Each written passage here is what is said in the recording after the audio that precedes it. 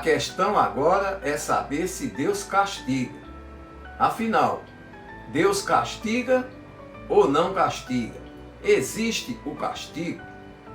Os infortúnios desta vida, o sofrimento, as vicissitudes, é castigo de Deus pelo pecado? E o pecado existe? Preste atenção que eu vou mostrar para vocês as razões, os motivos, os argumentos que comprovam que Deus não castiga e que o pecado não existe. Você saberia dizer por que o pecado não existe? Aliás, você saberia responder por que não existe o castigo e muito menos o pecado? O que existe de fato?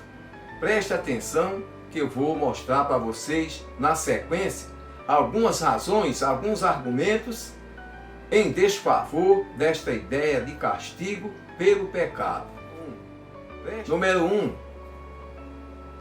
Todo mal-aventurado retorna ao malfeitor como dívida contraída, que terá que ser paga, seja nesta presente vida, seja na vida futura, e não um castigo imerecido de um Deus inclemente e vingativo.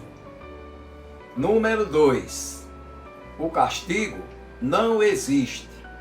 O castigo está correlacionado ao pecado. Mas por que continuar com a ideia de pecado, se para o Espírito o que vale é a lei do retorno, subordinando-os não ao temor do castigo, mas à própria consciência, que um dia lhe mostrará o mal praticado. O pecado, por sua vez, também não existe. O que existe é o bem e o mal, que são escolhas conscientes e voluntárias. E sendo o homem livre, ele não é impelido nem para um, nem para outro. Mas a sua escolha pode ser ditosa ou dolorosa. Assim, não existe o castigo pelo pecado. Existem as consequências dos atos praticados, que tanto podem ser maléficos, como podem ser benéficos. 3. O céu e o inferno, ou justiça divina, segundo o Espiritismo. Este livro maravilhoso, que recomendo para todas as pessoas, independentemente de sua religião ou crença. Este livro é sensacional. Importante que todas as pessoas lessem esse livro pelo menos uma vez. Aqui você vai encontrar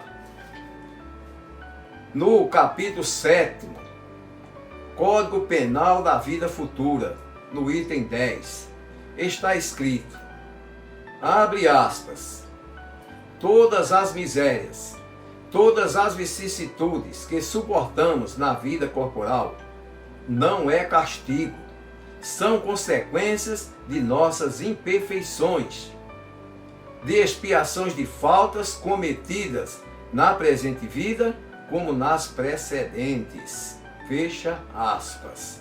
Portanto, as vicissitudes, os infortúnios, os sofrimentos desta vida não é castigo conforme asseveram tantas as pessoas. São consequências das nossas imperfeições, são consequências dos nossos atos praticados, são consequências das nossas escolhas, de expiações de faltas cometidas na presente vida como na precedente. 4.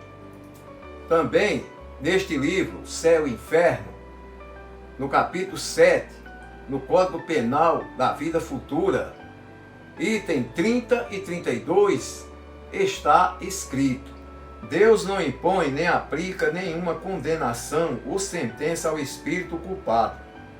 Os espíritos em punição não estão como que forçados, condenados por determinado tempo. A duração da pena está subordinada à melhoria do espírito.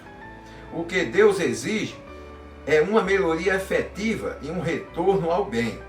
Assim, o espírito é sempre o arbítrio de sua própria sorte, podendo prolongar seus sofrimentos ou abreviá-lo pelo seu arrependimento, retornando ao bem.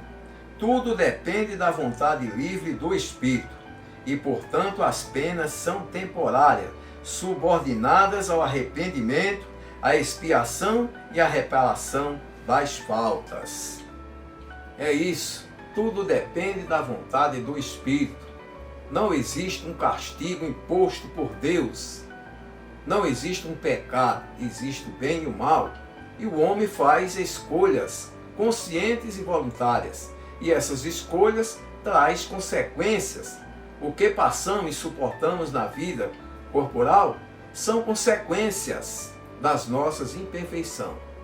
O espírito malfeitor chegará um dia que ele vai pensar que não vale a pena continuar no mal, porque a intenção de Deus é que todos atinjam o progresso e que todos cheguem à felicidade suprema pelo mérito das obras. É difícil conceber, como já foi demonstrado e exposto aqui no transcorrer desse vídeo, admitir um Deus que castigue e ao mesmo tempo admitir que Deus é amor, misericórdia e perdão. Como admitir esse paradoxo? Se Deus perdoa, Ele não pode castigar.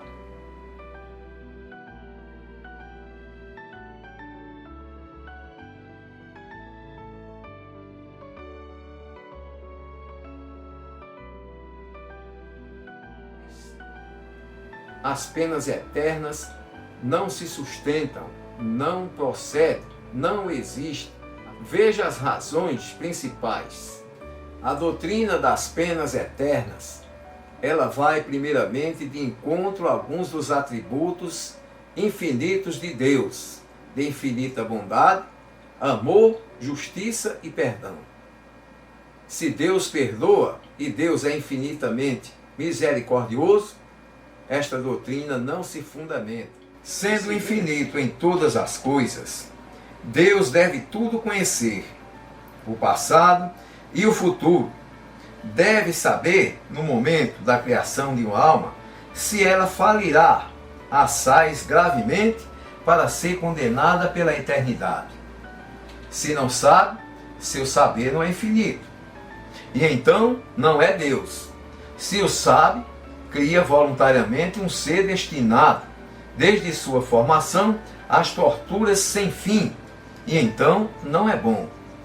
Se Deus, tocado pelo arrependimento de um condenado, pode estender sobre ele a sua misericórdia e retirá-lo do inferno, não há mais penas eternas, e o julgamento pronunciado pelos homens está revogado. A doutrina das penas eternas absolutas conduz forçosamente à negação ou diminuição de alguns dos atributos de Deus. Ela é, por consequência, irreconciliável com a perfeição infinita, de onde se chega a essa conclusão. Se Deus é perfeito, a condenação eterna não existe. Se ela existe, Deus não é perfeito. Segundo, ela é contra a lei, ela vai de encontro à lei do progresso. Como ficou demonstrado aqui, o exemplo, eis como se vê tanto um jovem de 20 anos, ignorante, de instintos viciosos, negando Deus e sua alma, entregando-se à desordem, cometendo toda espécie de faltas. Entretanto, ele se encontra em um meio favorável, trabalha, se instrui, pouco a pouco se corrige e finalmente torna-se piedoso. Não é um exemplo palpável do progresso da alma durante a vida? E não se vê em todos os dias casos semelhantes? Esse homem morre santamente em idade avançada e naturalmente a sua salvação está assegurada. Mas qual teria sido a sua sorte se um acidente o tivesse feito morrer 40 ou 50 anos mais cedo? Ele estava em todas as condições necessárias para ser condenado. Ora, uma vez condenado, todo o progresso estaria detido. Eis, pois, um homem salvo porque viveu longo tempo, e que, segundo a doutrina das penas eternas, teria se perdido para sempre se tivesse vivido menos, o que poderia resultar de um acidente fortuito. Desde que sua alma pôde progredir em um dado tempo, por que não poderia progredir no mesmo tempo depois da morte? Se uma causa independente de sua vontade lhe impediu de fazê-lo durante a sua vida. Porque Deus teria lhe recusado os meios, o arrependimento, mas se desde o instante de sua morte uma condenação irreversível atingisse, seu arrependimento teria sido infrutífero por toda a eternidade e sua aptidão para progredir destruída para sempre. Bem, se tivesse morrido aos 50 anos antes, 40 anos antes, seria condenado. Então não teria tido a oportunidade de ter progresso, de evoluir, se arrependendo, expiando e reparando suas faltas. Então o objetivo providencial de Deus seria interrompido, porque Deus quer que todos atinjam a perfeição e mereçam, pelo mérito das obras, a felicidade suprema. Se ele é condenado, se as penas são irreversíveis, esse desejo seria interrompido. Então, a doutrina das penas eternas vai contra a lei do progresso. Terceiro, o arrependimento é inútil. Não vale a pena se arrepender, expiar suas faltas, porque você será condenado eternamente por faltas cometidas. Você não terá tempo de retornar ao bem. Se a pena fosse irreversível, seu desejo de se melhorar através do arrependimento, expiação e reparação das faltas e defeitos não teria sentido.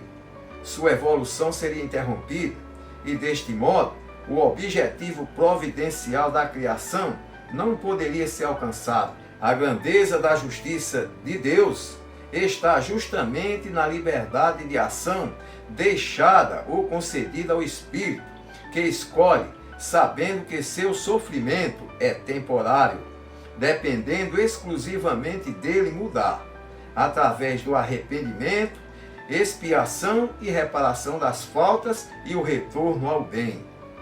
Seu inferno ou seu bem-estar, tudo depende de sua vontade de sair. Portanto, não existe a condenação ou castigo de Deus, muito menos castigo eterno ou penas eternas. Deus, que é amor, perdão e justiça, pune o mal quando ele existe e cessa de punir quando ele não existe mais. É isso aí. Para encerrar, gostaria de acrescentar que este vídeo muitos vão achá-lo longo. Não resta dúvida, foi preciso fazê-lo desta forma. Se você gosta de estudar a doutrina espírita, ou você de qualquer outra religião que gosta de aprender um pouco mais sobre as outras doutrinas, não é necessário que você veja o vídeo na íntegra. Veja se assim o preferir, mas assista este vídeo, mesmo aos poucos, mas assista ele até o seu final, pois o seu conteúdo é muito esclarecedor, muito bom. Dediquei esse vídeo com todo carinho a todos os meus inscritos no YouTube, mais de 45 mil inscritos, aos 5 mil no Facebook, a todos os grupos espíritas que aceitam as minhas postagens. Eu agradeço de coração a todos vocês e aguardo vocês no nosso próximo encontro.